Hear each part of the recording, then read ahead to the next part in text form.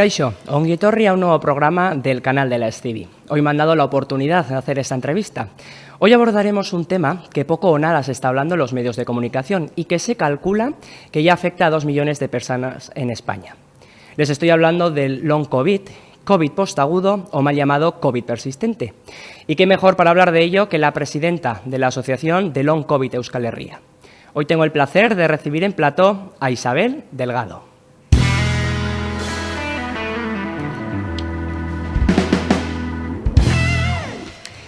Bueno, Isabel, pues bienvenida a plató. Primeramente, agradecerte el que hayas venido y que nos hayas concedido la entrevista con todo lo que ello supone, el desplazamiento y todo. Primeramente, quería empezar que te presentes. ¿Quién eres? ¿De dónde vienes? ¿Qué haces? Cuéntanos un poquito. Bueno, me llamo Isabel, has dicho que soy la presidenta de la asociación, una presidenta forzosa porque tiene que existir esta asociación precisamente porque somos muchísimas personas las que queremos estar juntas para apoyarnos y que estamos todas enfermas, inclusive yo. Yo soy periodista y coach de vida, que se llama. Ahora no estoy ejerciendo, lógicamente, esa profesión porque pues estoy enferma, como he dicho, soy paciente y por ello presidenta y representante forzosa, porque somos muchísimas y porque lo peor que puede tener asociado la enfermedad es el aislamiento, la soledad. Entonces, principalmente una asociación de personas enfermas lo que hace eso y agrupamos pues gente de Vizcaya, de Guipúzcoa, de Álava y también de Navarra y de Iparralde. Entonces, por eso somos Long COVID Euskal Herria. Pues Isabel, en la entrevista de hoy vamos a hablar de muchas cosas. Quiero trabajar contigo diferentes temas, pero el tema principal es el long COVID, enfermedad que, a pesar de que en España ya hay más de 2 millones afectadas, mucha gente no sabe lo que es el long COVID e incluso se atreve a hablar sobre la enfermedad como si supiera. Quiero hablar contigo de muchas cosas sobre el long COVID, después también hablaremos sobre la asociación de la que eres presidenta y, como bien has dicho, eres presidenta no por el amor al arte, tú también eres paciente de long COVID, también hablaremos de cómo te afecta esto a ti. Primeramente, quiero que expliques el uso del nombre. ¿Por qué long COVID o COVID postagudo y por qué no debemos llamarle COVID persistente? Bueno, la verdad que es, como pasa con otras enfermedades también, al final hay mucho sobre los términos y yo siempre además he dicho que el lenguaje moldea la visión que se tiene de las enfermedades, entonces que es importante llamarlas apropiadamente. Es verdad que en España, como pasa con otras cosas, y bueno, Euskadi no es una excepción también, se usan muchas veces los términos no apropiados y se van por costumbre, por hábito, se van repitiendo sin tener claro muy bien qué se repite. Entonces, esto viene de que se ha llamado al virus con el nombre de la enfermedad y una cosa es el virus y otra la enfermedad. Entonces, sí es cierto que hay muchísimos estudios internacionales que ya hablan de este coronavirus o del SARS-CoV-2, del CoV-2, como quiera, de este virus, como un virus persistente. Pero lo que hablan es de persistencia viral en todo momento. Y en cualquier ensayo clínico, cualquier publicación, paper que hacen los investigadores internacionales, lo que puede ser persistente en algunos o algunas pacientes es el virus. La enfermedad se llama COVID-19, pero es precisamente una enfermedad derivada del coronavirus. Y la gente, pues bueno, tiene la manía de decir, me he contagiado de COVID, he cogido la COVID, estoy otra vez con COVID. Bueno, naturalmente las personas que estamos con la enfermedad de manera prolongada y crónica ya, porque cuando una persona ya está más de 6 meses, más de un año, al final se convierte en una enferma crónica, le guste o no le guste, que lo cierto es que no nos gusta, claro, es una enfermedad, como digo, crónica, y la COVID se convierte en eso, en larga, prolongada. El término internacional, long COVID, lo sacó además, lo acuñó al principio, en 2020, una paciente italiana, investigadora de universidad, y dijo, por favor, tengamos en cuenta que es una enfermedad que dura muchísimo tiempo, y va a analizarla con el tema persistente, que en realidad no es la traducción original tampoco del inglés, es una adaptación que se ha hecho en España cómoda, precisamente para poder justificar esa persistencia viral y darle COVID persistente, pero COVID persistente no es real porque no es la enfermedad la que es persistente, es el virus que la provoca la que en algunas personas lo es, en otras no. Puede que en otras personas les dure la enfermedad 5 días, como ha pasado, y luego ya se olviden de ella. Pero en algunas se hace persistente el virus que se aloja en los tejidos y la enfermedad pues se prolonga, se hace crónica. Entonces es una COVID prolongada, subaguda, posaguda, crónica, prolongada, de larga duración. Hay 1000 términos si no se quiere usar long COVID que es el más sencillo, por otra parte, porque la propia COVID, la palabra COVID, que lleva la D al final, es inglesa también. Entonces, el no poder usar ahora, cuando estamos utilizando, pues yo que sé, haters en vez de odiadores, o gente cuando estamos utilizando parking en vez de aparcamiento, o sea, utilizamos en nuestro día a día un montón de términos ingleses. No sé por qué no se puede utilizar o si no hacer una traducción más ajustada, porque una cosa es el virus, ya digo, y otra la enfermedad. Y además, la sintomatología que tiene la enfermedad no en todo el mundo es persistente. Algunos síntomas sí vienen desde la fase aguda y continúan, pero hay otros que son de nueva aparición, con lo tanto tampoco sería ajustado por ahí, tampoco sería ajustado. Entonces, mejor llamar a las cosas por su nombre y no banalizarlas, porque además que algo persista parece que tiene una duración limitada. Cuando dicen una tos persistente, una fiebre persistente, pero dicen va a acabar en algún momento, es como restarle importancia y entidad a la enfermedad. Si tú dices que la enfermedad ya es crónica y muy prolongada, no le estás restando ninguna importancia y es lo que es al final. Entonces, de ahí viene un poco la lucha con el término que nos divide un poco también a las y los pacientes, porque algunos prefieren repetir incluso lo que está mal. Has mencionado la diferencia entre virus y enfermedad.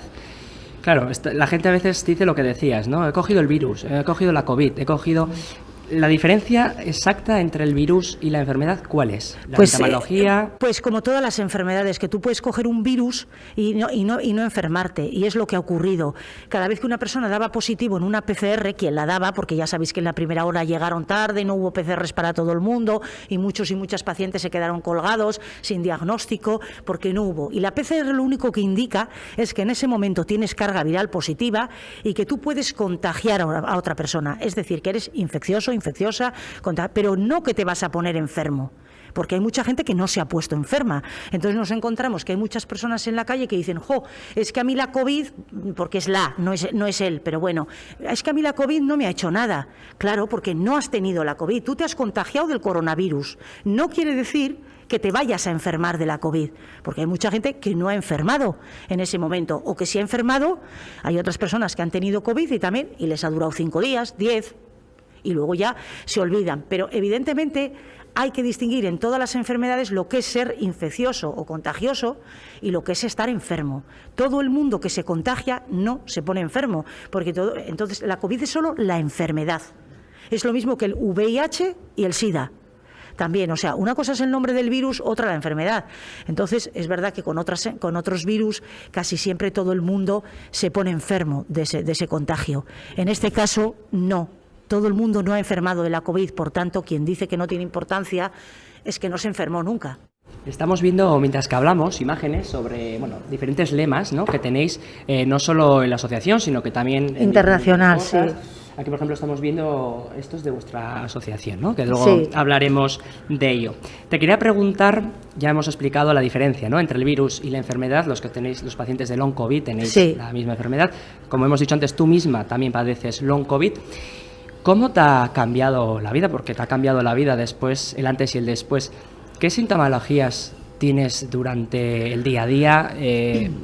¿Qué te impide hacer que antes hacías y ahora no? Cuéntanos un poquito. Bueno, sí, la verdad que no es que cómo me ha cambiado la vida, me ha cambiado toda la vida, o sea, toda la vida. En 4 años y pico que llevo es un cambio, la verdad, muy grande, inmenso.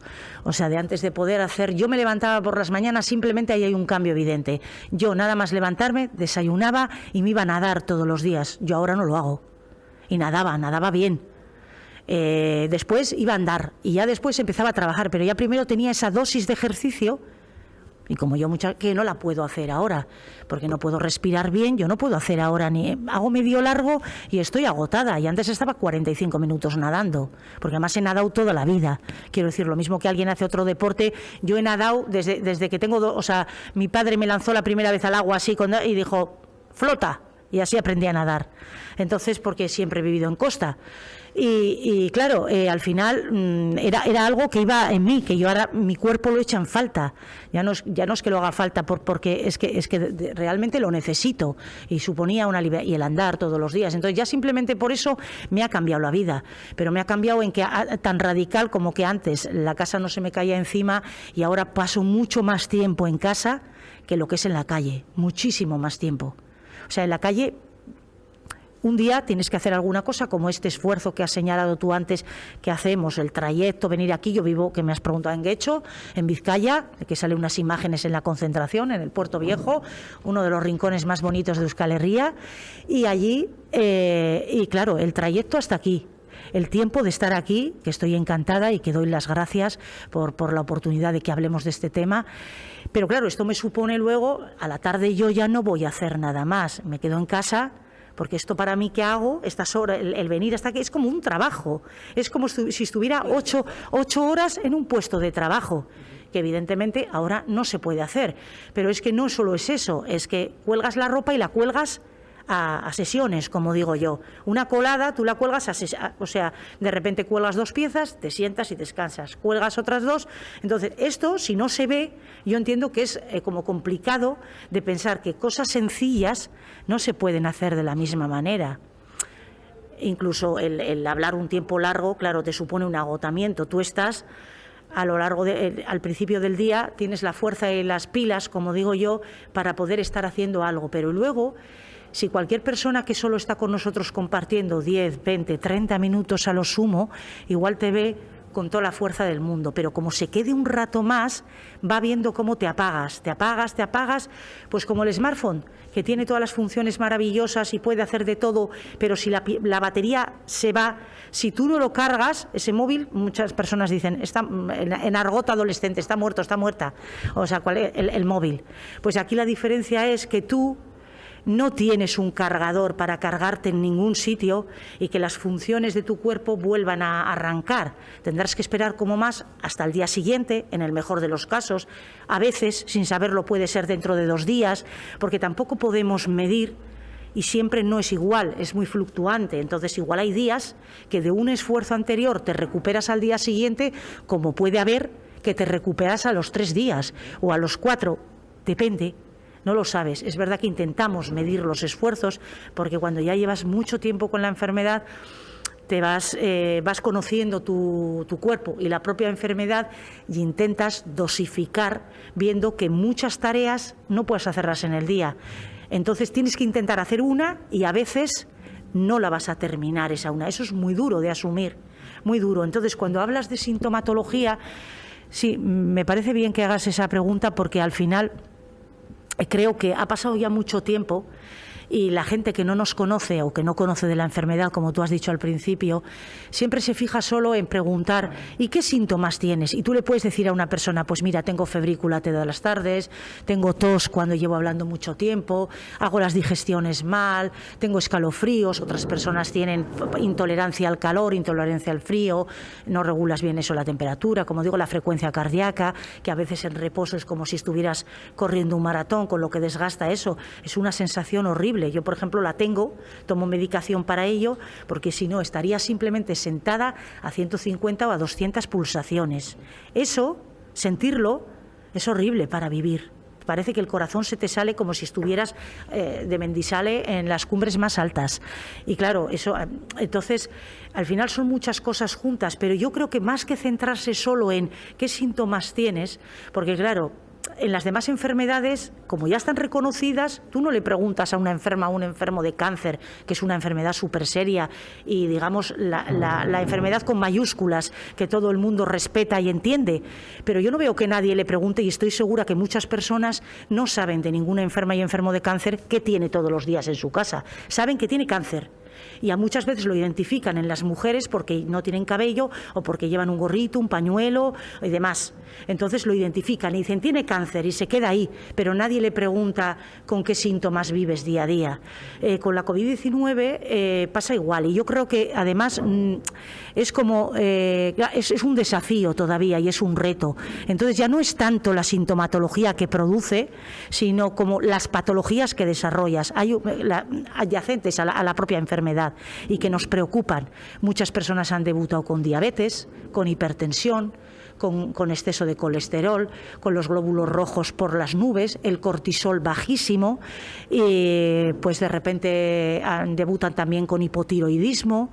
O sea, es todo lo que trae o con con otras patologías que trae asociadas, con lupus, incluso hay personas que después de la infección viral han desarrollado alguna enfermedad autoinmune como el lupus y la artritis reumatoide, que habrá que descubrir si aparte había alguna predisposición en las personas que nos creíamos sanas y que es posible que igual había algún factor de riesgo, pero que no lo conocíamos. Entonces, si una persona de repente de no tener nada ahora vive con diabetes y lo que supone, con hipertensión, con frecuencia cardíaca alta, que se llama OPOTS, que es el síndrome de taquicardia postural, o ISETE, que es lo que tengo yo, que es taquicardia sinusual inapropiada. O sea, y el corazón todo el tiempo así, papá, papá, papá, sin hacer nada, sin hacer absolutamente nada, o hablando solamente, pero tata, tata, tata. Y no todo el mundo habla quiero decir, hay gente que habla también más pausadamente que yo, que todas las personas no somos iguales. Yo aquí mismo podéis verme y igual puedo parecer además que tengo muchísima energía, la tenía, pero de verdad se me va a lo largo del día, aquí de momento, y se me va. Entonces, una persona que vive ahora con 5 enfermedades que no tenía, más sobrepeso, que el sobrepeso también en sí mismo también es algo, porque la mayoría de personas pues bueno, hemos engordado también muchos kilos porque no podemos hacer el mismo ejercicio, hay gente que está, pues bueno, o que pasas también con los trastornos intestinales, un día diarrea, al día siguiente estreñimiento, otro día diarrea, al día siguiente estreñimiento. O sea, vivir así es totalmente estar enfrentando desafíos cada día y decir, pero al final, ¿qué voy a desarrollar aquí? Porque claro, que por eso es tan necesaria la investigación, porque es que me van a venir 5 o 6 enfermedades de golpe asociadas a ella, más luego todo esto que se habla en la investigación de la posible también proliferación de cánceres y tumores asociados a la COVID, a la infección viral por SARS-CoV-2. Entonces, no es ya síntomas pequeños, es el conjunto de patologías que se desarrollan y con las que vives día a día, y las posibles que puedes desarrollar, porque nadie nos ha dicho que no las vamos a desarrollar y está en el aire. Y ya vamos para media década algunas personas. Yo en marzo de 2020 haré 5 años, media década. Es que se dice pronto. Se dice pronto, un cambio abismal. Has mencionado el tema de la sintomología. Sí. Cómo, bueno, pues te ha cambiado la vida, pues porque lo que hacías antes no lo puedes hacer así. Claro, todo eso la gente no lo ve, en cierta manera, porque tú estás así en tu casa. Y claro, un día a lo mejor lo tienes mejor, otro día lo tienes peor, un día te ven en el mercado haciendo las compras tan tranquila, pero igual ese día es que tienes un pelín más de energía. Y claro, eso psicológicamente también debe de afectar. Sí. Pero a nivel de sociedad, es decir, ¿sentís que la gente no os cree o no os comprende al 100% de lo que tenéis? Bueno, sí, hay un estigma claro, al final, como en todas las enfermedades infecciosas, y esta no deja de serlo, una enfermedad infecciosa, y sobre todo tanto en cuanto algunas personas seguimos haciendo uso de la mascarilla en lugares cerrados, simplemente para no infectarnos de nada, ya no del coronavirus que sigue corriendo a pesar de que digan que ha desaparecido, que simplemente es una cuestión política, no sanitaria, no obedece a ninguna razón sanitaria, obedece a una razón política, y el virus sigue circulando. Claro, igual a una persona que jamás le ha ocurrido nada dice, pues no tengo miedo, yo no me voy a poner nada porque si no me ha pasado hasta ahora, quizás no me vaya a pasar nunca, que no sabemos tampoco, porque has podido estar súper bien hasta ahora y de repente, oye, pero sí que es verdad que las personas que ya estamos con un sistema, que se me ha olvidado ahí también, un sistema inmune que está continuamente alerta, es, digamos, tus soldaditos están defendiendo lo que hay dentro, que es el virus acantonado en los tejidos, que por eso hablan de persistencia viral, pero entonces no está defendiendo lo de fuera, porque no pueden estar, no tienen el don de la ubicuidad de esos soldaditos de defenderte también lo de fuera. Entonces tu sistema está inmunocomprometido y coges todas las infecciones que haya, tienes facilidad. Yo antes te he estado contando simplemente que ahora, antes no cogía ninguna infección y ahora paso de infección de orina a neumonía, infección de orina. Entonces estoy a saco muchas veces con antibióticos. Ya digo, no me puedo descuidar, o sea, pero es difícil en la sociedad porque tienes que enfrentar también, es como un mundo hostil hacia ti. Primero, porque la mascarilla le recuerda a todo el mundo el confinamiento, las restricciones, los toques de queda, el pase COVID o el pasaporte COVID, perdón, un montón de cosas. Y encima se ha mentido tanto y se ha contado todo tan mal, que la gente quiere olvidar todo eso. y hacer un borrón y cuenta nueva. Y entonces no quieren que nosotros o nosotras seamos ese recuerdo maldito de la pandemia. Pero claro, tenemos que serlo porque nos ha quedado esto y nadie responde por nosotros y por nosotras. Entonces hay gente que todavía rechaza cuando te ve con la mascarilla, pero quítate esa mascarilla, ¿dónde vas? Cuando tú no te estás metiendo y diciéndole, oye, yo no te he dicho que te la pongas tú, me la pongo yo, no tiene por qué hacerte daño, yo no te obligo a ti a hacer nada, ni siquiera te digo nada. Porque ha llegado un momento en que igual al principio, como pasas por fases, podrías decirle a alguien cuando te pregunta algo. Pero ahora ya ni eso. ¿Para qué vas a perder tiempo explicando si nadie entiende y nadie quiere entender? Entonces, sí que notamos que es, como digo yo, un mundo hostil. Nadie tiene comprensión porque sobre esta enfermedad que les recuerda, la palabra COVID es la de la enfermedad, pero la gente la tiene metida como el virus. Y todo lo que suena a virus, la gente huye. Claro, porque le suena a destrucción y a caos, que realmente es lo que es un virus, destrucción. Y sobre todo el recuerdo de todo lo que nos prohibieron hacer, porque había que hacerlo, me da igual si mal o bien, yo no soy política, no sé lo que hubiera hecho si hubiera estado, no es mi papel, pero evidentemente la información desde luego no se contó bien y no se hizo caso a la ciencia. La medicina muchas veces está alejada de la ciencia y por eso tenemos los problemas que tenemos, y lo que tienen que fijarse es en lo que dice la ciencia y no la política y la economía. Entonces sí tenemos mucho, a veces nos aislamos porque ya no vamos a explicar más y porque es difícil estar con gente en la que tú tienes que decir, pues no me puedo reunir en los mismos sitios porque tengo miedo a enfermar más, ya que me den antibióticos, como es mi caso.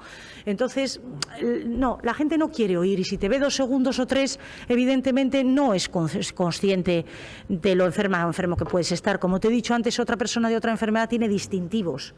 Nosotros no tenemos ni siquiera distintivos de la enfermedad y nuestra discapacidad que produce son a veces invisibles, a no ser la infinidad de personas que ya llevan silla de ruedas, que las hay, andadores y muletas.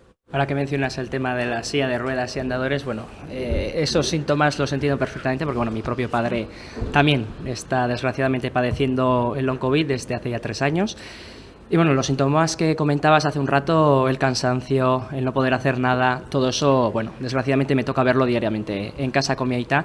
Y además, bueno, lo que tú decías, si hay nuevos contagios, si hay nuevas infecciones, pues además te puedes quedar incluso peor, que ha sido el caso de mi padre, que después de estar 2 semanas ingresado, pues se ha quedado, como comentas, con el andador y yendo en silla de ruedas. Hemos hablado sobre la enfermedad, sobre la diferencia del virus, has contado también bueno, pues los síntomas que tienes, también cómo cuesta entrar en la sociedad. Pero también te quería preguntar, hay mucha gente que no podéis ir a trabajar. Eso sí, cada vez que vais a decir, pues, a los médicos que no podéis ir a trabajar, los médicos parece que no os creen. ¿Cómo enfrentáis en una consulta médica cuando tú le estás contando al médico frente a frente cómo te sientes, y se lo estás contando de verdad, y el médico, en vez de hacerte caso, te está negándolo sin verte? ¿Cómo os sentís? Es una pregunta también porque es habitual que muchas personas, sobre todo las que ya están, que me gustaría entrar en este tema de la salud mental, que muchas veces va desgraciadamente asociada a las enfermedades crónicas, sean del tipo que sea, y esta no es una excepción. Entonces hay personas que claro, tienen afectada también la salud mental, y a esas personas les hacen polvo en las consultas. Por eso digo siempre que vayan acompañadas y que tengan testigos, así todo. Claro, tú no puedes estar enferma y estar pensando también en pelear para denunciar a alguien, pero se producen verdaderas, se atenta un montón contra la dignidad de la persona y se faltan con los comentarios que se hacen. Es curioso que, por ejemplo, hay muchas personas, comentabas que uno de los síntomas, por ejemplo, es no recordar cosas, que se olvidan las cosas. Ha pasado de ir a consultas de, por ejemplo, personas que necesiten una libreta con unos apuntes porque se le olvidan los síntomas. Exacto. Y el médico decirle, no, usted, si sabe lo que tiene, no necesita una libreta para decirme los síntomas, ¿no? Eso debe ser muy duro. Muy duro. Juegas psicológicamente contigo. Claro, sí que yo he comprobado, porque yo en primera persona no he vivido tengo que ser leal, no he vivido el descrédito. Es cierto que a mí me han dado crédito enseguida, lo que no quiere decir que vaya a tener mejor seguimiento que el resto ni nada, porque no hay un seguimiento real holístico para todas las personas. Es decir, vamos pasando por consultas y a veces como pollos sin cabeza, porque un médico puede estar más implicado, otro menos, menos, pero no nos tratan de manera general. O sea, vamos un día a un médico, otro día a otro, y luego depende de la suerte de qué hospital toques, de qué médico de cabecera o médica de cabecera tengas y cómo te derive. Las personas que ya tienen un tema psicológico o psiquiátrico detrás o tienen consultas con el psiquiatra, están peor tratadas que las que no vamos. Se ceban con esas personas y luego esta no es una excepción de que la enfermedad crónica tiene muchas más pacientes femeninas que masculinos y pacientes de una edad entre 40 y tantos, 50 y tantos, vamos a poner, con lo que ello significa el sesgo sexista también para las mujeres, porque hay hombres, como tu padre, pero es verdad que la mayoría, el 80%, somos mujeres en esta enfermedad. Entonces, al ser mujeres también, todo lo que dices se mira con lupa. Todo se mira si vas peinada y vas limpia y arreglada, no estarás tan enferma, tiene muy buen aspecto. Si va llorando porque no puede evitarlo y porque tiene depresión o tiene un trastorno de ansiedad, evidentemente todo es ansiedad y todo es depresión. Psiquiatra, no hay más para esa persona. Ya absolutamente no tiene crédito, no se le da ningún tipo no tiene respeto y se ceban con esa persona. Entonces hay los dos lados. De momento, a mí en primera persona no me ha tocado pasar mucho eso, pero también yo creo que juega, aparte del tema de salud mental, que es importantísimo, las personas que tuvimos en la primera ola la fortuna de poder refrendar el diagnóstico inicial de COVID-19 aguda, pues luego como que nos han ido dando más crédito a la COVID crónica, digamos, a esta enfermedad, al long COVID. Pero es verdad que otras personas que no pudieron tener una prueba positiva, ni siquiera en serología, porque ya digo que las PCRs llegaron muy tarde, y la primera ola fue bestial, fue tremenda, o sea, no se parece a ninguna, como estuvimos abandonados y abandonadas como perrillos vagabundos en nuestra casa y sin saber si íbamos a morir, porque algunos no tuvimos que ir a UCI, pero eso no quiere decir que nuestra fase aguda no fuera suficientemente importante como para creer algunas personas que moríamos, porque nos ha pasado a varios compañeros y compañeras que creíamos que nos quedábamos ahí porque nadie nos daba explicaciones de nada. Pero, como digo, yo tuve la fortuna de tener una serología positiva la primera vez que me acercaron al hospital y eso ya empezó a marcar un poco la diferencia. Hay todavía personas que se han quedado en el limbo porque no tienen una COVID-19 aguda diagnosticada, no tienen ni una sola prueba de la infección por el SARS-CoV-2. Con lo cual, creer que tienen long COVID, hay algunas que ni siquiera tienen ese diagnóstico desde entonces, porque no hubo un diagnóstico inicial de COVID aguda.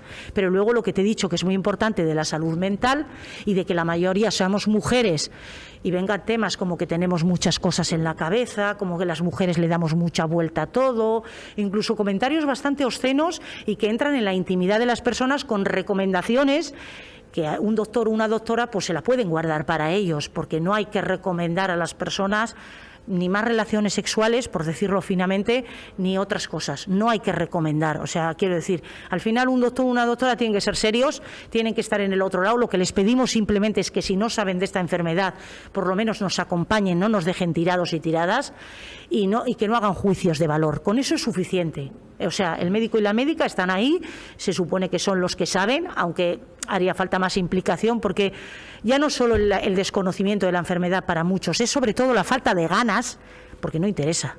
No interesa porque somos muchísimas personas que no podemos ir a trabajar, que estamos todavía en edad de trabajar, pero no podemos estar 8 horas en un trabajo, porque yo aquí estoy sentada, pero yo una hora, me voy luego a mi casa como puedo y ya está, pero tú en un trabajo no puedes, cuando pase hora y media como más, suponiendo que ese día es bueno, decir hora y media doy el todo por el todo y de repente hago, puedo descansar, me puedo mover, me puedo sentar, espera que se me cae la cabeza, espera, ¿en qué puesto de trabajo a alguien le tienen así?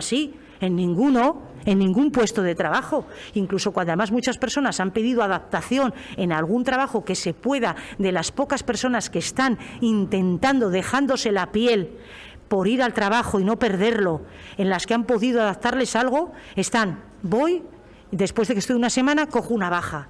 Estoy 3 semanas, 4, como más, otra baja. O sea, así, para mantener, porque no se puede, porque no funcionamos, porque al final esto tiene una disfunción mitocondrial y todos sabéis lo que son las mitocondrias, que son lo que dan la energía, la gasolina a las células, y luego el trastorno del sistema nervioso autónomo, que es la disautonomía, que controla un montón de funciones del cuerpo que las hacemos de manera automática, Pero claro, pero que si están dañadas no las puedes hacer. Pues como he dicho antes, la regulación de la temperatura, la sudoración, la frecuencia cardíaca, la digestión, todo eso lo hacemos normal en nuestro día a día hasta que algo hace así y ya las cosas empiezan a dejar de funcionar. Y cuando empiezas a dejar de funcionar, ¿en qué puesto de trabajo le mantienen a una persona? Ojalá pudiéramos, porque nos hace sentirnos útiles. Es muy duro esa sensación de estar todo el tiempo diciendo la verdad y estando todo el tiempo siendo juzgado y juzgada en un sitio. Por eso he dicho lo del mundo hostil, porque estamos viviendo en concreto. Sabemos que todas las enfermedades crónicas son durísimas, que se pasa mucho, pero es que encima a nosotros nos falta ese reconocimiento general de que estamos con una patología que engloba a otras patologías, además, que van apareciendo. Y decimos, pero ¿cómo vive de repente una persona eso con 5 o 6 patologías nuevas que no tenía antes? Que necesita esto para una cosa, la diálisis para una cosa, las pastillas para la otra. ¿Cómo hacemos? ¿Cómo hacemos? Es tremendo. Entonces, bueno, pues luego los médicos, como dices, no quieren hacer informes, no quieren...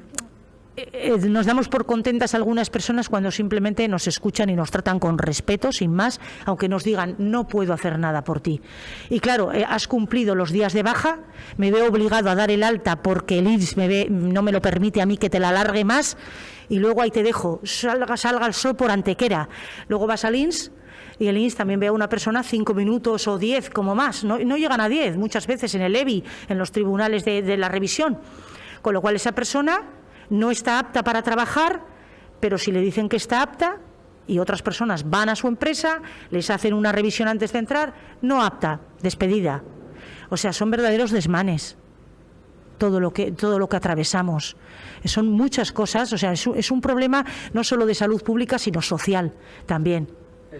Es durísimo, sí. Pues bueno, hemos hablado un poquito sobre ya la enfermedad, hemos repasado también los síntomas, cómo os sentís, y a esta altura de la entrevista creo que es importante ya ir a hablar de la asociación de la que tú eres presidenta, y vamos a hablar un poquito de la asociación. En primer lugar, que nos expliques un poquito qué es la asociación Long COVID Euskal Herria y qué es lo que queréis conseguir por mediación de la asociación. Bueno, un poco va en la línea también de todo lo que voy explicando, porque como habéis escuchado y habéis visto, pues tenemos muchísimas carencias. Entonces las asociaciones siempre nacen precisamente porque hay desigualdad, porque hay injusticia y porque hay carencias. No somos una excepción, quiero decir, por eso salen las asociaciones de personas enfermas, y es muy duro porque se trabaja estando enferma también. Una asociación es mucha labor también y mucha tarea para sacarla adelante y muchos sinsabores, pero también tiene mucha satisfacción. En mi caso tengo que decir, porque he conocido a personas, la mayoría maravillosas, y que no las hubiera conocido si no hubiera estado enferma. Entonces es la lectura que saco, quiero decir, positiva, porque yo siempre quiero serlo. Entonces creo que las asociaciones de enfermas, el movimiento asociativo es muy importante y tiene que existir siempre, que a veces está muy denostado, porque cuando no se conoce la gente de fuera dice, ay, las personas se meten en una asociación y todo el día van a estar hablando de enfermedad, todo el día van a estar llorando, no son capaces de echar risas por algo y de compartir otras cosas. No, hablamos de muchas cosas también cuando nos juntamos. No solo hablamos de lo enfermos que estamos, también podemos bromear un momento que tomamos un café, y somos personas normales, no somos aliens, ni somos de color azul, ni venimos de Marte. Somos personas muy normales, pero es verdad que compartimos ese vínculo de la enfermedad, porque si no nos habríamos conocido. Y entonces lo primero es el apoyo mutuo entre iguales, que es importantísimo. Ese es el fin de una asociación, sin duda. Y a mí me gusta decir también que todos somos iguales. Yo soy la presidenta, pero soy una socia más, soy una paciente más. O sea, no soy la presidenta. Sí, alguien tiene que serlo. En realidad, alguien tiene que ser la cabeza y la que se exponga más visualmente. Pero yo soy como el resto, es decir, soy la más obrera. Además, no soy una presidenta que está sentada en un sillón y que cobra un sueldo como en una empresa. No.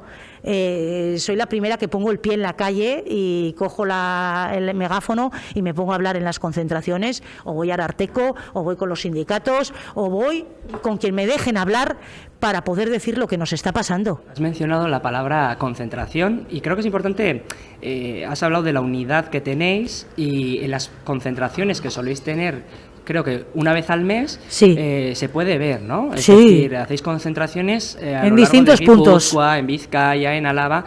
Cuéntanos, ¿cómo son esas concentraciones? ¿Qué hacéis en esas concentraciones? ¿Quiénes van? Bueno, pues a las concentraciones está invitado cualquiera que pueda venir. De hecho, hacemos mucha publicidad de ella porque cuantas más personas también nos dan ese calor, aunque fueran personas que no están enfermas, pero que se pongan a nuestro lado, sería muy importante detrás de la pancarta que tenemos tan grande, que lleva el nombre de la asociación y también, no sé si se ve, y también lleva la palabra discapacidad, que es lo que más nos ha generado esta enfermedad y que está claro que al final es lo más visual, que engloba todo, porque al final, en mayor o menor medida, todos nos hemos vuelto personas discapacitadas y es terrible también asumir eso. Entonces, cuando vamos, está invitado todo el mundo a venir.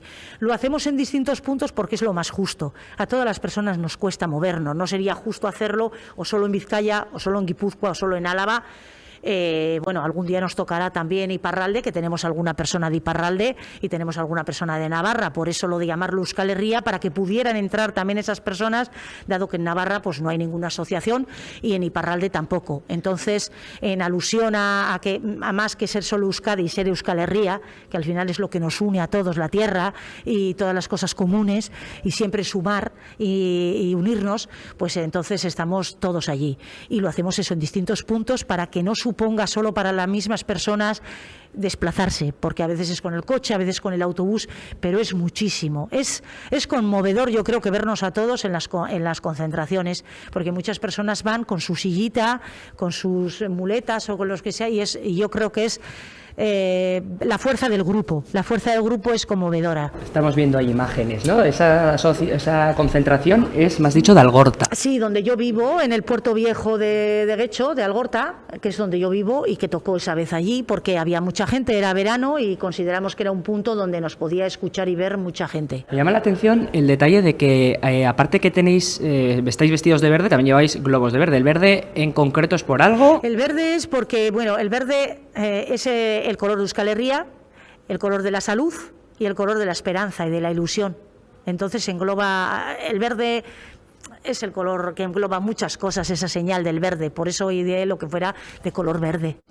Y por último, Isabel, para ir finalizando, me gustaría que nos comentaras qué más o qué haría falta para más visibilización, para que la gente supiese más sobre la enfermedad.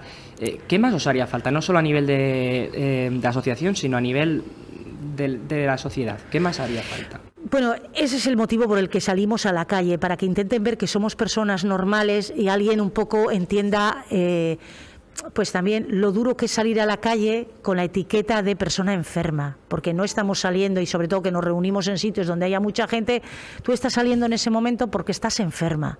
Y yo creo que es un poco intentar llegar al corazón de la gente y que no se queden solo con lo que hay con la piel, sino con lo que hay bajo la piel, que se queden en eso, que al final es mucho sufrimiento, pero que nosotros es que no tenemos otra opción que hacernos visibles, que sensibilizar y decir que estamos aquí, que alguien haga algo, por favor. Estamos gritando un SOS, un SOS cuando salimos, a veces delante de los hospitales, como digo, a veces delante de la gente, muchas veces es en la fachada de un hospital, es en todas partes para decir, por favor, que seguimos aquí. Es que nos vais a seguir dejando abandonados, es que tenemos mucho sufrimiento, no os quedéis solo con lo que veis en 5 minutos. ¿Que es muy complicado? Lo sabemos que es complicado, pero yo creo que como la fuerza que da el grupo hace que podamos salir cada día 15, si no unos, otros, pero que podamos salir siempre y gritar a la gente esa ayuda que necesitamos y que todo el mundo entienda que seguimos siendo personas, que somos seres humanos como el resto y que no es humano hacer lo que nos están haciendo. Pues Isabel, te quiero agradecer enormemente. El esfuerzo que has hecho para venir, el esfuerzo que has hecho también para contarnos todo, porque imagino que estar recordando todo esto no es agradable, y por todo lo que haces por la asociación, por el Long COVID y por todos esos esfuerzos. Te quiero dar las gracias, de verdad. Gracias, muchas gracias. Muchísimas gracias. Y gracias también a ti. Quiero agradecer, como no, a la Escuela Scivi por darnos la oportunidad, en este caso a mí, de hacer esta entrevista, de poder hablar de este tema que desgraciadamente tantas personas padecen, y por haberme ayudado a sacar esta entrevista adelante. Eskerrik asko y hasta la siguiente. Eskerrik asko.